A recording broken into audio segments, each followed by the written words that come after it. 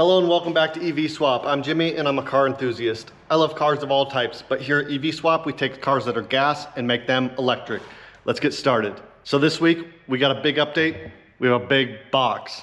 Check this thing out. This is the passenger side battery box. So this will house half of the modules. And it's pretty cool. I got the lid on there with some sheet metal bends. I made these slices so it would be easy to bend. Holes to bolt the lid on and off. And it's just a big open space that we can put in all the cells and fasten them down and keep them dry and watertight and away from all the elements and safe from little kids' fingers and things like that. This little step here is so that it can tuck underneath the cab at the front end, and then this part will go behind the cab and underneath the bed. So it'll take up all that space, basically every little inch that I've got. So that box will go here on the passenger side, and that front end will tuck up under this little section, and then the rest of the box will be here. And then the second battery box will be tucked up under here and go into this area, and it'll be a little bit wider because this is the other box. I'm starting to assemble it.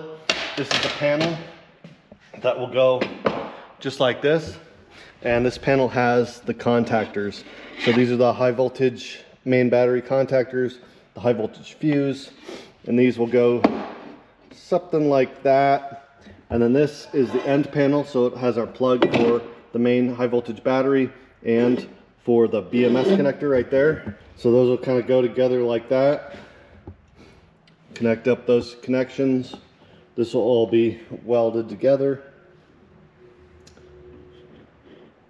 This is the lid. So you can see the lid is significantly wider than the other one, so we'll have all this space here for the contactor box I just showed you, and the BMS will fit here in the back. Then this cutout here in the top will house the safety disconnect for when we install the battery, and then anytime in the future if you need to do work on the battery, you can remove the safety disconnect, or if the car's in an accident or if there's a problem and you need to render it safe, you can just pull that guy out. A little bit of room here for any future upgrades, like we want to have the solar charger so that the solar panels on the bed actually will charge the battery 100% of the time, whether the vehicle is driving, whether it's parked, whether it's plugged in at a public charger. Anytime there's sun, the solar panels will charge the main battery. That's the goal for this truck.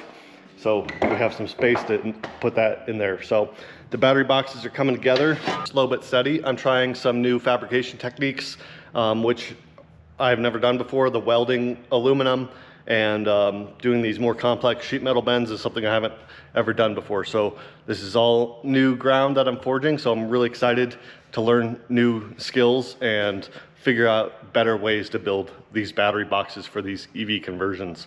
So thanks again for watching. We'll see you next week here at EVSwap. Hit a thumbs up, tell your friends, and make sure you're subscribed. Thanks for watching.